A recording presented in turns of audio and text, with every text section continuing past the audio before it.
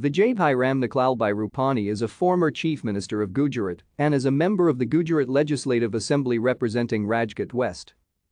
Vijay Rupani was born to Mayabin and Ramniklalbhai Rupani in Yangon, Myanmar to a Jain Bania family. He was the seventh and youngest son of the couple. His family moved to Rajkot in 1960 due to political instability in Burma. He studied Bachelor of Arts from Dharmendra Singh Arts College and LLB from Saurashtra University. Vijay Rupani is a partner in a trading firm Rajkot & Sons, founded by his father. He had worked as a stockbroker. Vijay Rupani started his career as student activist associated with Akhil Bharatiya Vidyarthi Parishad. He joined Rashtriya Swayamsevak Sangh and subsequently joined Jan Sangh in 1971.